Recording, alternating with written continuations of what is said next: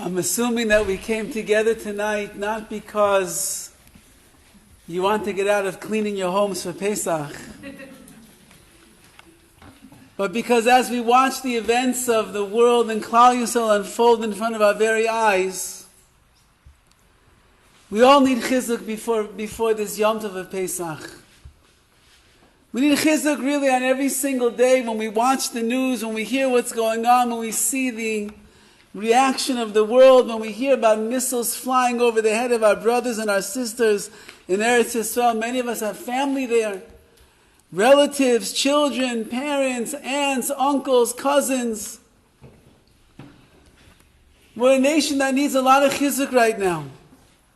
And Baruch Hashem, we have the Yom Tov of Pesach that is coming up because, as we know, it is the Yom Tov of Emunah, of belief in the Rabbi Shalom. It is very hard to listen to the leaders, quote unquote, of Israel, of the Jewish people right now as they speak about the situation at hand. How they speak about the might of the IDF, how they speak about the Iron Dome, the slingshot of Dovid HaMelech, how they speak about how powerful we are, what we accomplished. 300 missiles were shot last night, not even one damaged or hurt anybody. Look how mighty and powerful we are. It's the opposite of Klal Yisrael, my friends.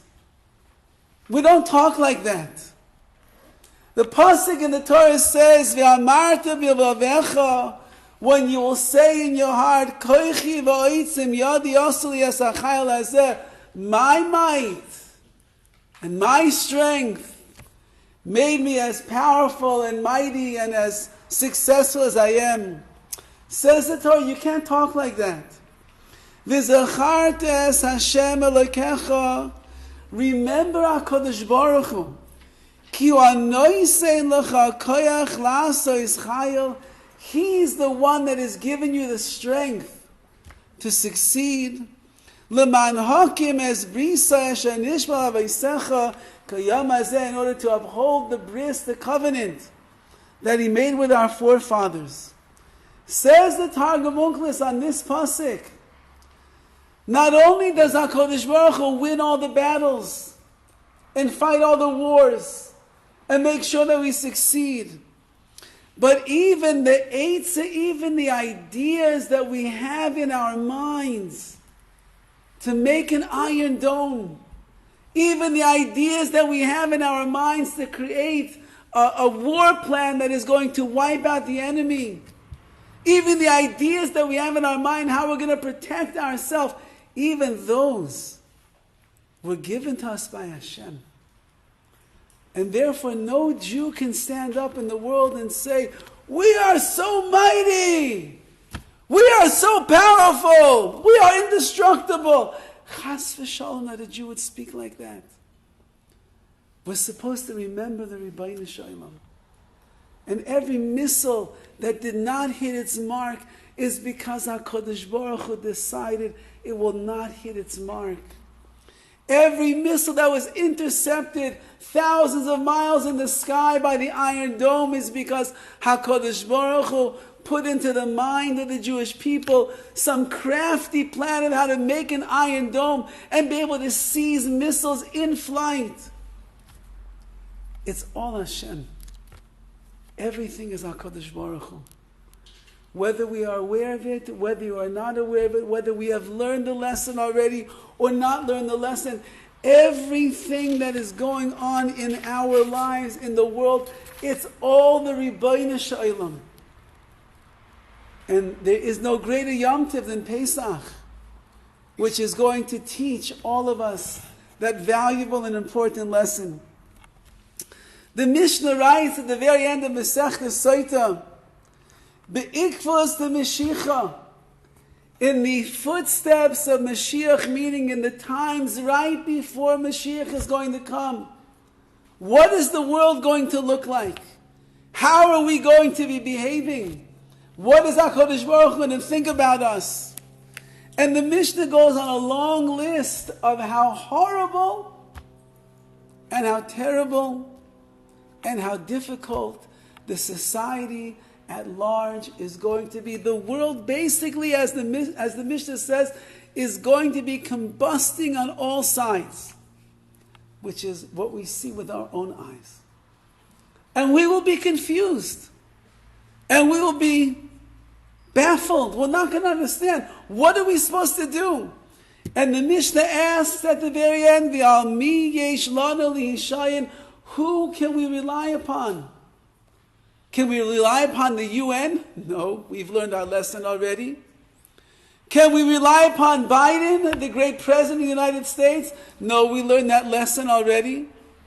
Should we rely upon the IDF and all of their plans, some of which have been thwarted and hundreds of soldiers have been killed in the last 191 days?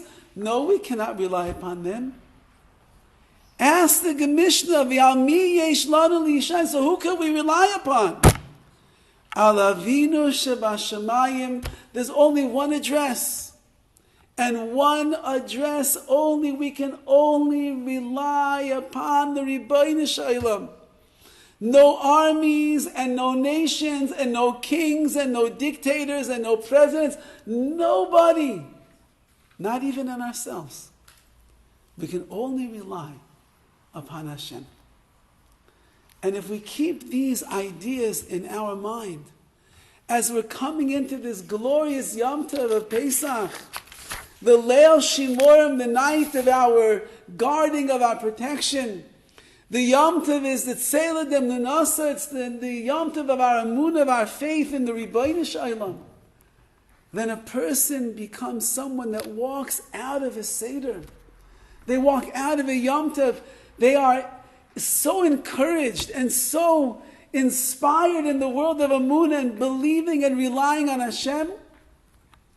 Nothing will shake you from your path of believing and trusting and getting closer to Hashem every single day that is in your life. Rav Chachka Levenstein says about this idea, the ikvus of the Mashiach. He says, Shein lanu lihishayin ela Avinu shebashamayim, we cannot rely upon anybody but Hashem. And that is when a person gets to the hakara, to the recognition, she'ein oid milvado, there's nothing else in the world besides Hashem. Nothing.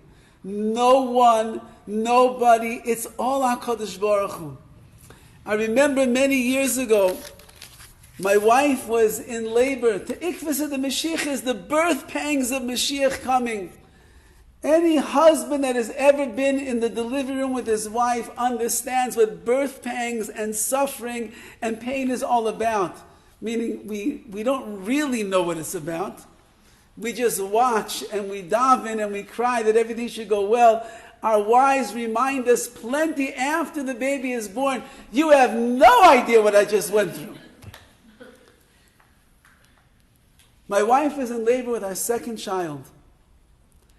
And we got to the hospital and things were moving along somewhat at a rapid pace. And suddenly the doctor comes in, she's reading all the charts and she doesn't like what she sees. What's the problem? The heart rate of the baby is going down. Okay? It's kind of normal a little bit in pregnancy. These are the things that happen in labor, contractions. She keeps coming. She doesn't like it. She comes back in. She sees that things have slowed down. We're stalling over there, 4 centimeters, 5 centimeters, 6 centimeters, not moving further. She's watching the heart rate. It doesn't look very good. Checks again. No, you're not moving. More davening, my wife and I. We're saying Tehillim. We're singing songs, trying to get HaKadosh Baruch Hu's chesed in the room. Nothing is working. So the doctor turns to my wife and I and she says, you have an hour left. If the labor doesn't move in the next hour, we're going to have to perform a C-section. The heart rate keeps going down. We have to get this baby into the world. But I'll give you an hour of time. So at that time we had a doula, like a midwife. I remember she had this gigantic bouncy ball that was about this big. trying to convince my wife, if you sit on the ball, the baby will come into the world. I told the doula, please, you'll excuse us. My wife and I would like to be alone without the ball and without you. And we asked the doula to leave. There was a nurse that was hanging around. I asked the nurse, I said, please, with all due respect, can you please leave my wife and I alone for the next hour? It's just us, please. We have an hour.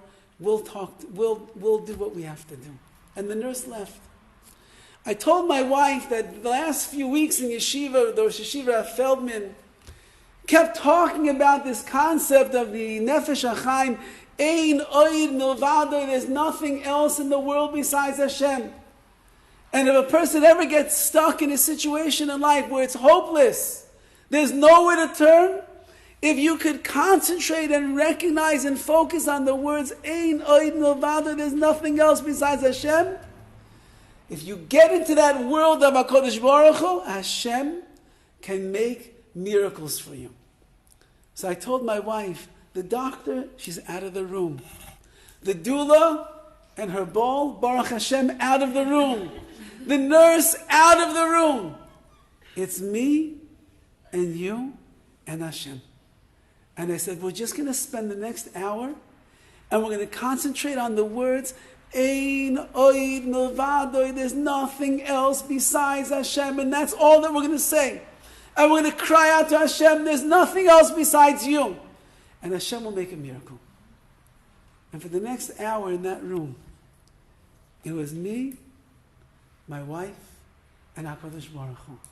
And we daven like we never daven in our lives, screaming out, Ein Oid Milvado. My wife started screaming in the middle, Hashem hu Elokim, Hashem hu Elokim.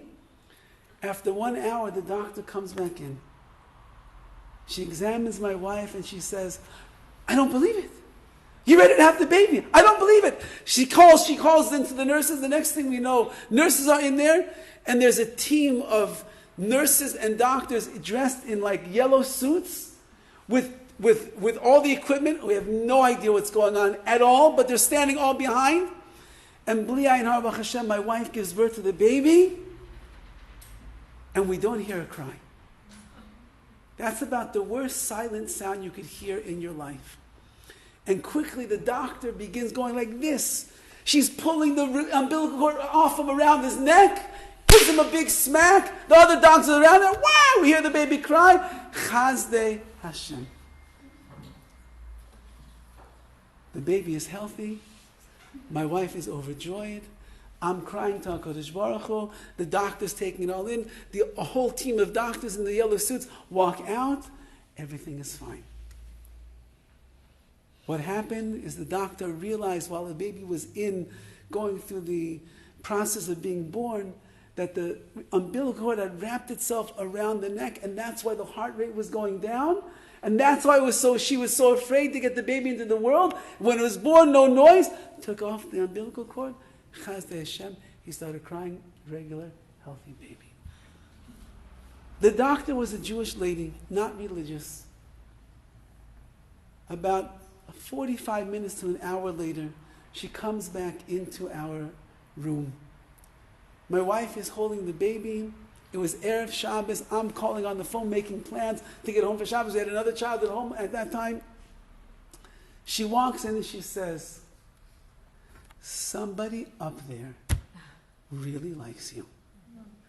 Because I've never seen anything like that before. Because when you live in the world of Ein Oid Milvado, there's nothing else besides Hashem.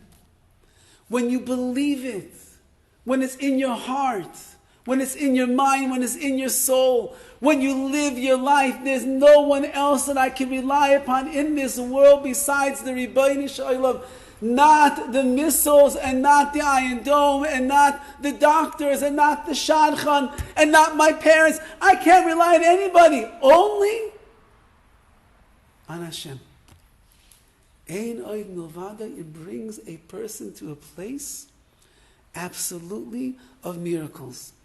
And he explains over here from the words of the Ramchal that Ein oin milvado is l'shleimus yichudo yizbarach shemo, when a person recognizes the completeness, the wholeness of Hashem.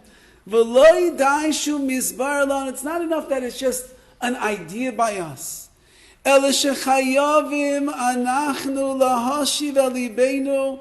We are obligated to bring this idea into our hearts. Liskoya oisa bilvaveinu, to implant it in our hearts. B'yishuv gamor, that it should be there completely. B'li shum pikpuk klal, without any doubt, without any suffix, without any worry. I believe, ani mamin be'emunah shalema, HaKadosh Baruch Hu ein oid milvado, there's nothing else besides you. And this is the Yom Tov of Pesach. Klal Yisrael, with everything that we went through, all of the hundreds of years of slavery in Mitzrayim, back-breaking, bondage, misery, deaths, children being thrown into the waters. With all of that, Klal Yisrael emerges a nation of strong, solid amunah, that ein oin levada Hashem, there's nothing else besides you. We all know the famous Gemara. How can you not say this Gemara over to a group of women that gathered together on such rather short notice, such a chush of a group of ladies that are here tonight? Rabbi Avira, Dorish Rabbi Avira made the following drasha. B'schar noshim sitkanios, in the merit of the righteous women, shahayu ba'oisa ador, in that generation, nig'olo Yisrael miMitzrayim, Klal Yisrael was redeemed from Egypt. In the merit of the righteous women in the generation that we were enslaved in Mitzrayim, that's why we were redeemed, because of them. So what did the righteous women of Mitzrayim do? We would assume they must have been saying Tehillim all day long. While they were out there working in the fields, they had a Tehillim in their hand and they were saying Tehillim. Maybe they were so careful about the mitzvah of tznius, of being a modest woman, they dressed even as slaves modestly. Maybe they were like unbelievable mothers. You should have seen the chesed, the loving kindness that they did to every one of their children.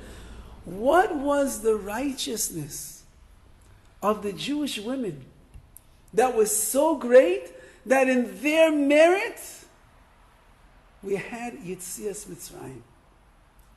And the Gemara goes on to say something that we probably would not have expected. The Jewish women knew that their husbands were working in the fields very hard. Backs were aching, muscles were sore. And the bleak hopelessness of life had set into all of the men that were out there in the fields all day long. And no one was dreaming anymore that Klal Yisrael was going to get out of Mitzrayim. It was hopeless. There was impurities, 49 levels of tumah. They were sinking in the quicksand of Egypt. It was hopeless. They gave up ever thinking they're going to get out of there. But the Nashim Sidkaniyais, the righteous women of Klal Yisrael, they believed that we're going to get out of Mitzrayim and we're going to be a nation called Klal Yisrael. But in order to have a nation, we have to have more and more children that are going to grow up in the ways of Avraham, Yitzchak, and Yaakov. They're going to follow in the footsteps of their father and their mother, the Bubbies and the Zaydis, the Mamajun, the Babajun, whoever they're going to follow in the footsteps of. That's how it's going to have to be. And so the women in Mitzrayim, although they were under the worst of conditions, slavery, bondage, torture, beatings, whippings, misery, they brought hot water to their husbands to wash their hands and their face and their feet. They brought oils to massage into their aching bones. They brought them a little bit of fish that they were able to eat to restore their strength and their vigor. And then out there beneath the trees, they went on to procreate and to have the next generation of Klal Yisrael. Says the Gemara, you know who was the key to our Geula, to our redemption? It was the Nashim Sidkaniyos, the righteous women who believed that we are going to get out of the Gullus. They believe that HaKadosh Baruch Hu is Einoid Milvado. HaKadosh Baruch Hu loves us and He cares about us and He did not forget about us. And as a result of that, eventually the Geula, the redemption came.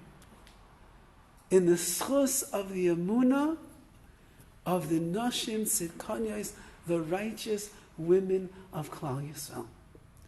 They did not stop for a moment believing that Hashem, He put us into the Gullus, but He's going to take us out of here as well.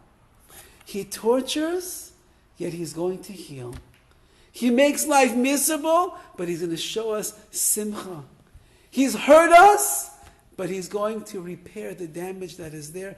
And eventually, we and our children are going to march into the midbar, into the wilderness. We're going to receive the Torah, and with the Torah we'll go to Eretz Yisrael. The men didn't believe that. The men gave up hope. The children didn't understand that level of emunah, but the women, with their bina yasera, their intuition, their knowledge, their understanding much deeper than that of a man, they said every single day, Ein Oid Milvado, nothing else besides you, Hashem. And as a result of that, we're sitting here tonight. Not because the men were steiging and learning, not because they were davening 3 tefillas a day, because the women never gave up hope. That's the power of the Nashim Tzidkanyos, of the righteous women of Klal Yisrael. I assume that if you come to a shiur on a Sunday night, on a rainy, inclement weather day in Los Angeles, it's cold, it's chilly out here these days. I'm surprised no one's wearing a fur coat. I remember when I moved to LA from Baltimore many years ago. So we lived in Baltimore. We lived with snow. We lived with pouring rain. It was cold, but it was like a thing in Baltimore. If you could walk around without a heavy coat on, it like made you more chashiv if you did such a thing. So many times, even in the snow, we didn't always wear the heavy coats. There was something brisk about the weather. I remember being in LA the first year that we moved back here. It was like a cold day in Los Angeles, like 65 degrees. And I went into a store and there was a woman wearing a mink coat from all the way up here, all the way down to the ground. I could only laugh. You don't even know what cold is all about. But this taka is cold in April, holding almost by May before Pesach. And you came anyway. It must mean that you're all Nashim Tzidkanyos. And if you are the righteous women of Klal Yisrael, you have to know we're depending on you. We can't depend on the men. We can't depend on the guys learning in yeshiva. I don't want to say such lashon hara, but Chazal say we rely upon the women because they realize Ein al lisha'en ela al Kadosh Baruch Hu. The only one to rely upon is HaKadosh Baruch Hu. The only one to believe in is Eino Milvado, the Rabbi Shalom. And therefore, in that zechus, that they never gave up hope. And they trusted and they believed every single step of the way. That is why we were redeemed from Mitzrayim. And that's why we'll be redeemed from this Golus as well. The Haggadah says over the famous words, V'sha'amda la'aviseinu v'lanu, and it, stood by our forefathers and us. Not only one nation rose up against us to destroy us, in every single generation they stand up to destroy us. And Hashem saves us from their hands. First of all, how did the Haggadah know what the history of Klal Yisrael was going to be? The Haggadah was written probably somewhere around 2,000 years ago. Many believe that it was written by the Tanoim or the Amoraim of the Mishnah and the Gemara. So we're talking about 2,000 years ago. How did the Haggadah know that in every single generation they're going to stand up to destroy us, but Hashem will never let us fail? Hashem's always going to save us. How did they know that? Because the Haggadah was in with Ruach HaKodesh. It's like prophecy. There's an understanding in the Haggadah that's premonized about what's going to be with Klal Yisrael. And Hashem will stand by us when the Beis HaMikdash is being destroyed. He will be there when there's a story of the Yavanim, the Greeks that want to wipe us out. The Purim story, the Inquisition, the pogroms, what took place with Ayatollah Khomeini, and what took place in the Holocaust, and all the horrors of Klal Yisrael. And even by October 7th, Simchas Torah, HaKadosh Baruch Hu is matzi leinu miyadam. HaKadosh Baruch Hu will save us from the hands of all of our enemies. We will never disappear. Like the Nashim Tzidkanias, like the righteous women of Klal Yisrael understood in Mitzrayim, we have nothing to fear. We're always going to be here. But there's another question on this paragraph. Vehi sha'amda laviseinu. And it stood by us and our forefathers. What is the it that has stood by us and our forefathers for all of these generations, that we believe that HaKadosh Baruch Hu will never let us fail and never let us disappear? The Haggadah doesn't say Vehi and it. What is the it? Says the Tolner Rebbe, the Chashiv Hasidic Rebbe's in Eretz Yisrael today, and he writes from the Kadmonim, which means much earlier commentators. What is the he? What is it that has stood by our side all these years? And he explains, Hasina shesanu asaynim shebechol dor v'dor es b'nei Yisrael. The hatred that every enemy of the Jewish people has had against us in each generation. That is what stood by our forefathers and by us. What does that mean? The suffering and the pain that we have gone through. It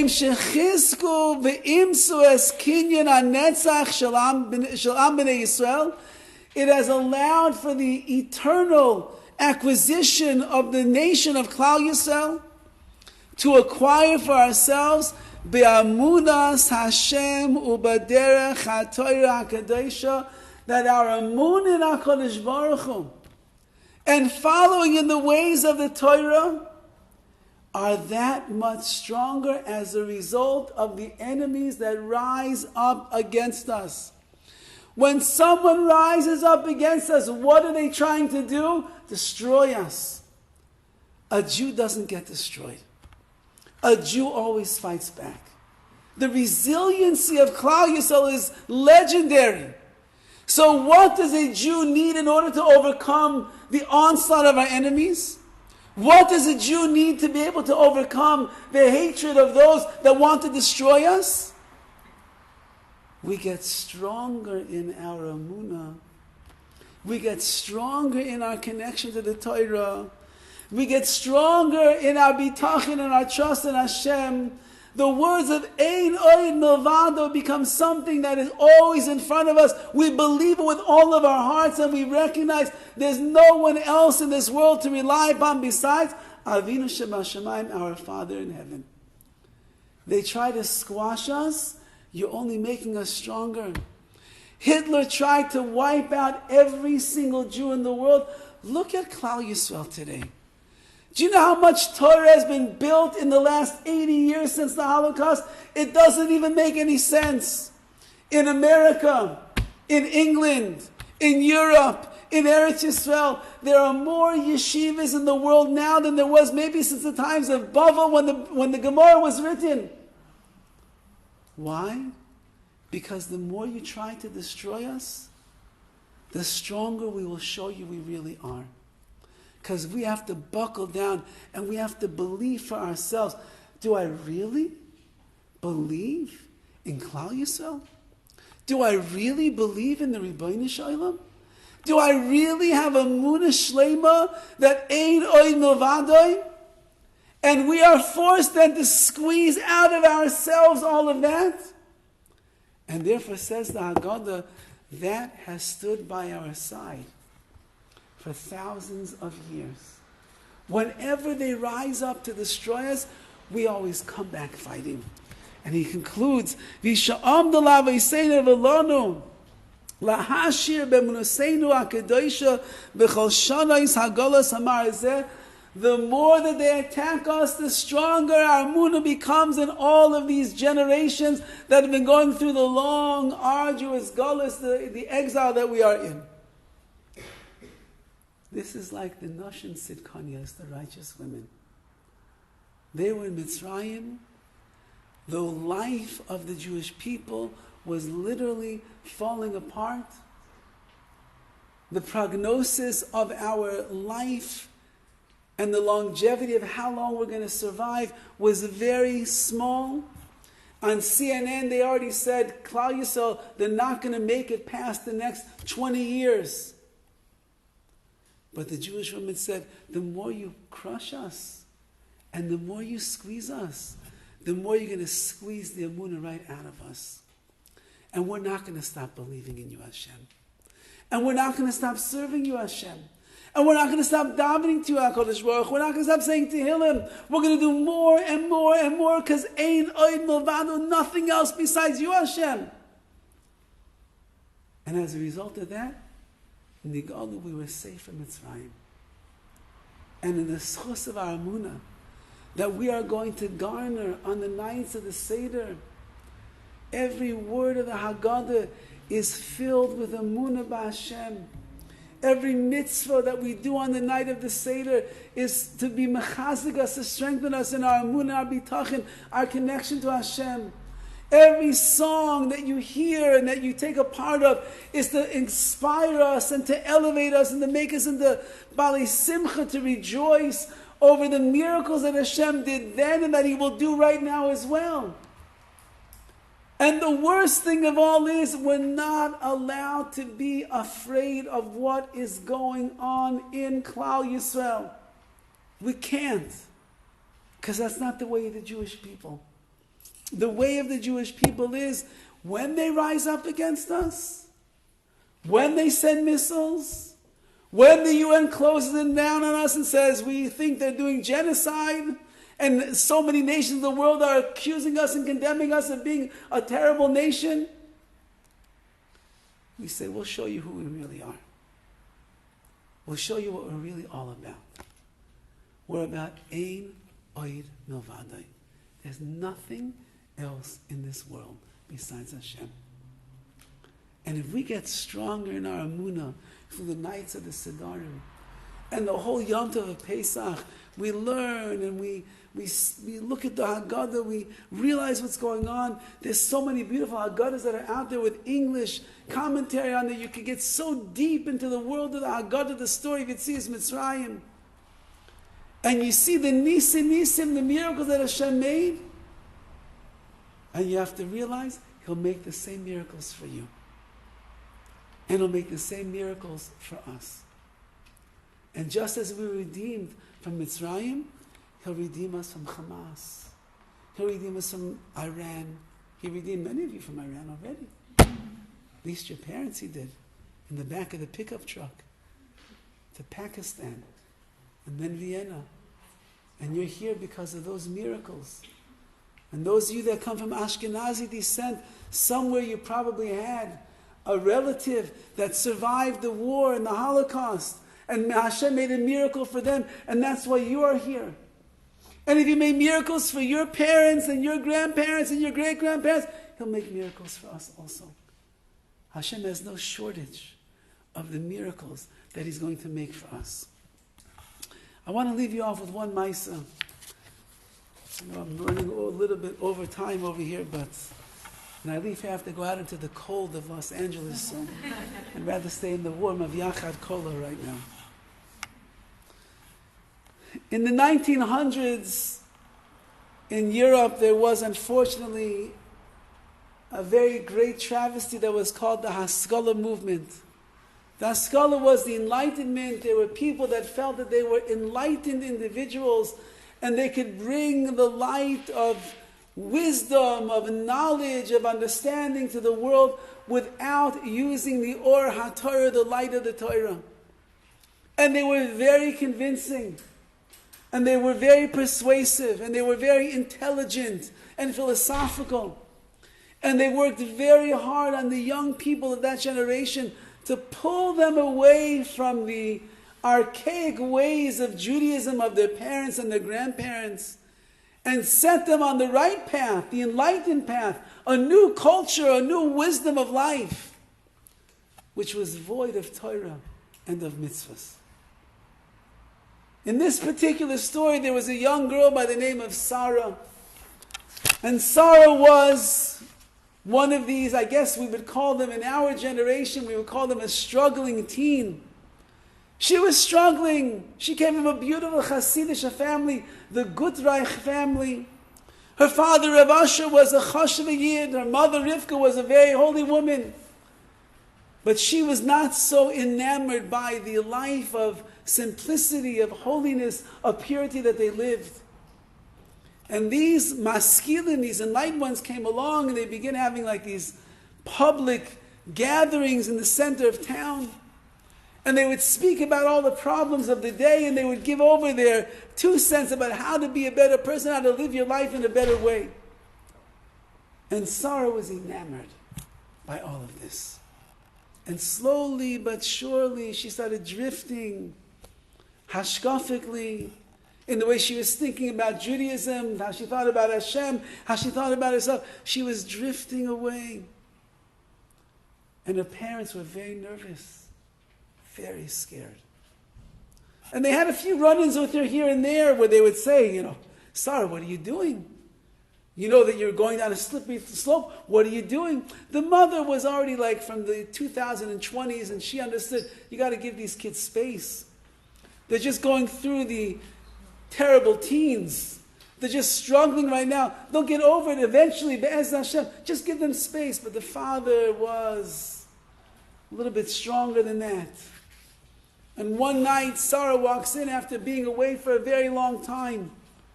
And he says, Sarah, what are you doing with your life? Where are you going? What are you doing? What are you getting involved with? And she said, I'm getting involved with the truth. I'm getting involved with people that understand what life is all about. Not like you. He said, not like me. You have something wrong with me and something wrong with mommy. You don't understand what we're doing? What are you doing? She said, it's a new world, Abba Tati. There's a new world out there. You're living in the old ages. You're living in the dark ages. You're living in a previous generation. What are you doing? She said, I don't really like what you believe in. And I don't like what mommy believes in. I don't like this whole thing over here. I don't really want to be here anymore. And the father got very angry. Now, in the world of kids that are struggling today, or off the derech kids, you never do what the father does, or I'm about to tell you. But this was 100 years ago, and they didn't have the foresight. The father got furious, and he yelled at his daughter. And he told her, if you don't like what you see in this house, then this house is not your house. And you are not our daughter, and I am no longer your father, and mommy is no longer your mommy. So get out of here. And his daughter got so frightened. Shaking, she quickly packed a few of her belongings. She left the house. The father calmed down. The mother was out of the house. He told her what happened. She got very nervous. But they said, you know what? This is not the first time that she left house. She goes for a few hours, then she comes back. We all apologize. We'll move on. 2 hours, she doesn't come back. 3 hours, she doesn't come back. It's getting very dark and late. She doesn't come back that night. The next day, they wake up, hoping their daughter's going to be by the door. She's no longer there. The whole day, another day, another day. 1 week goes by. It's not like we have today where you can track your kids on their phone and know where they are. No, they realize their daughter, Sarah, she's not coming back. 1 week turns into 2 weeks, months. months and months. Sarah is gone. Rabbi Asher, the father, was a chassid. And he was a chassid of a certain Rebbe whose name was I'll tell you the right name over here. The Rebbe's name was Rav Yisrael of Husyatin. He was a grandson of Rav Yisrael of Rizhin, who was the Rizhin Rebbe, was one of the biggest Rebbes in time. This Rebbe lived in Eretz Yisrael, and Rabbi Asher and his family lived in Europe. But he was very close. Sometimes the Rebbe would come to Europe to visit. Sometimes he would end up going to Eretz Yisrael. They remained a very close connection. And whenever a chassid wants to speak to the Rebbe, they have to write what's called a kvitel. Kvitel is a note. You write on the note what it is that you want. You give it to the Rebbe, and the Rebbe gives you the brachas, and he davens for you all the good things. So Rabbi Asher decided he wants to send a kvitel to the Rebbe in Eretz Yisrael. Now, normally when he writes the kvitel, he would write his name, his wife's name, and then he would write the kol yotzei chalatzav, all of my descendants, that he wants them to be blessed as well. But after such a long time that his daughter Sarah is no longer back, and she was off the derech completely, and he felt she's no longer my daughter, he decides this time he's going to write on the kvitel his name, his wife's name, and all the names of his children, and he leaves off the name of his daughter Sarah. And he writes that they should be blessed with shidduchim, brios, health, parnasa toiva, and yiras shemayim, fear of Hashem. He sends the letter to the holy sage in Eretz Yisrael. And the Rebbe opens up the letter. And he begins reading it. And he says, that's strange. He never writes his children's name. He always writes, V'kol yotzei chalatzav, all of my descendants, all of my offspring. And the Rebbe's feel things. He says, I feel like there's a name of one of the children that's not on this paper.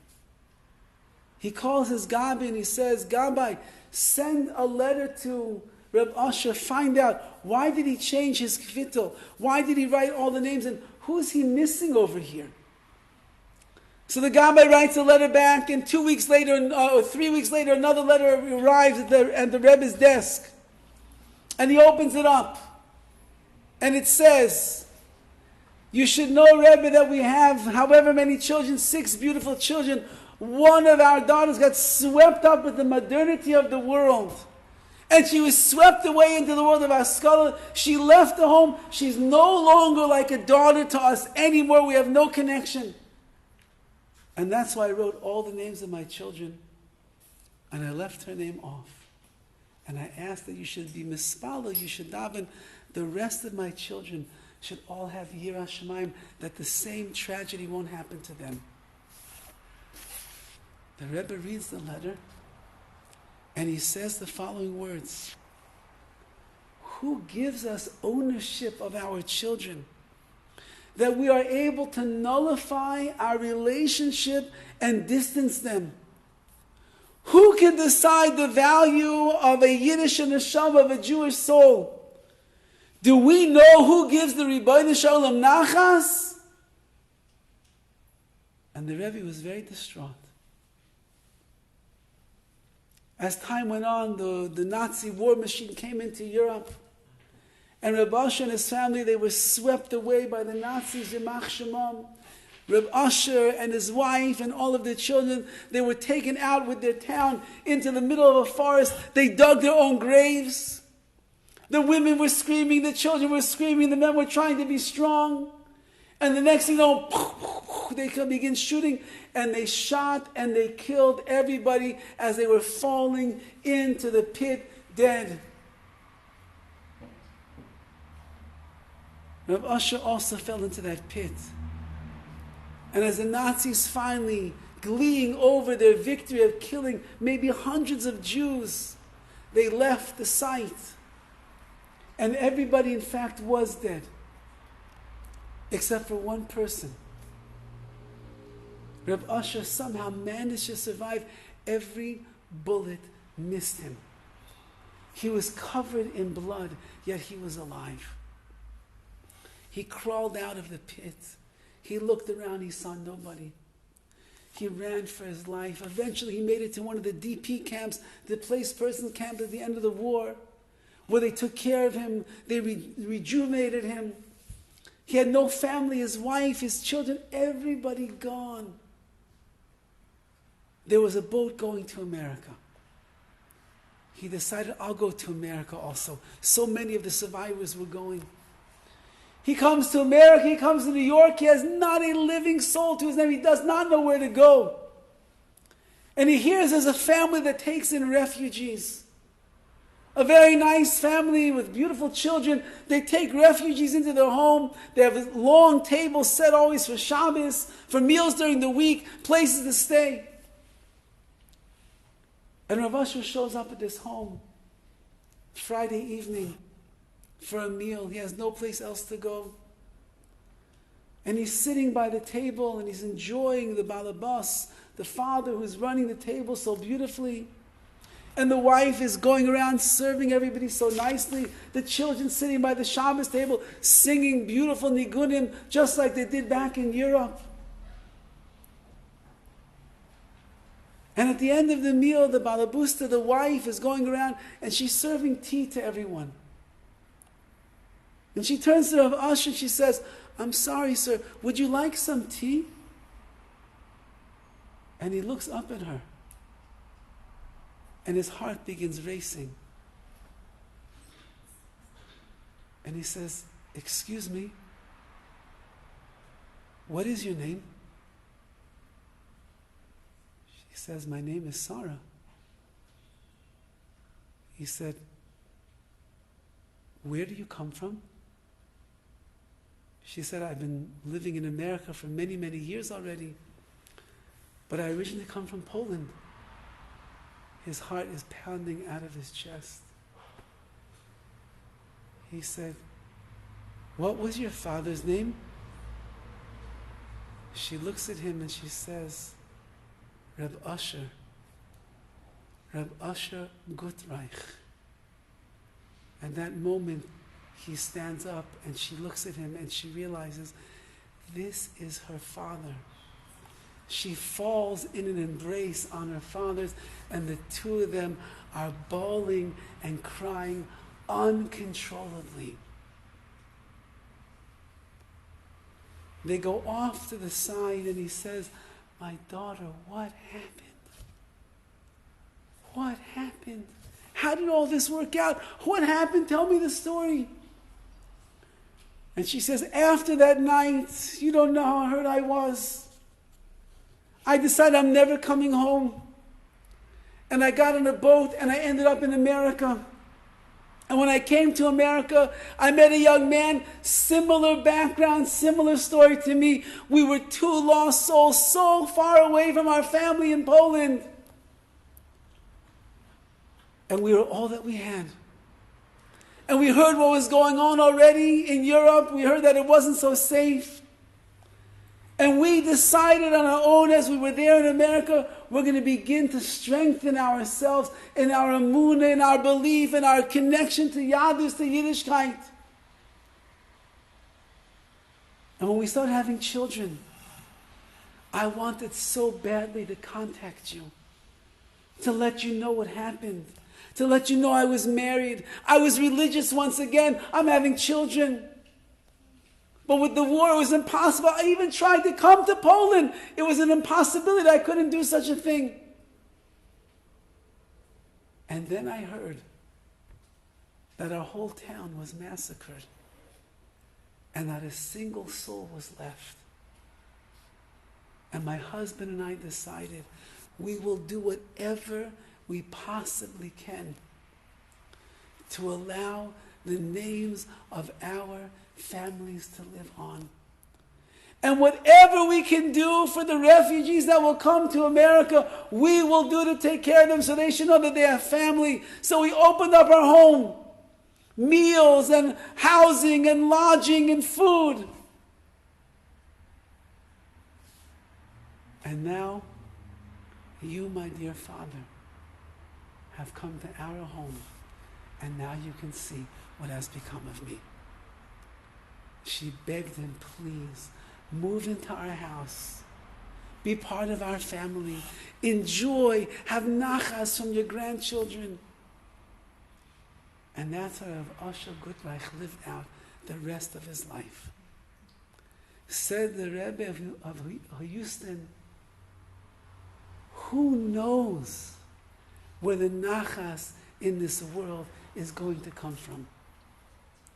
We never ever give up hope, because ein oid milvado. May HaKadosh Baruch Hu look down on us in this generation.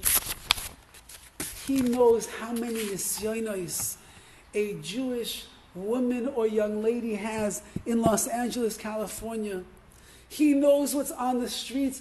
I thought the billboards in Tarzana were bad. Rachmana litzlan lo aleinu. I would never move to Pico Robinson just because of the billboards over here in front of the kollel. He knows the challenges of social media. He knows the peer pressure. He knows what goes on in these telephones over here. He knows what your friends are saying, what your families who are not so religious, what they're saying. He knows the challenges. But if you're nashin sidkaniyos, if you remain the righteous women of Klal Yisrael, you never stop believing in Hashem, and you know that the Gullus will always end, and there's a Geula. Ein od milvado. As Hashem took us out of Mitzrayim, B'Nisan niga'alu, we are going to be redeemed in this month of Nisan as well, Be'ez Hashem. Amen. It's not the IDF, and it's not the shadchanim, and it's not the doctors, and it's not your business, and it's not your millionaire father or your grandfather or your uncle. It's none of that. It's only one address, the Ribbono Shel Olam. If we get that message throughout Pesach, every single day we drive it in more and deeper and more, then just as HaKadosh Baruch Hu made miracles for our forefathers in Egypt, then we will be zeiche to see that HaKadosh Baruch Hu make the ultimate nisim, the ultimate miracles, with the Geula Shlema, with the Bias Goyal Tzedek, Bimheira V'Yameinu.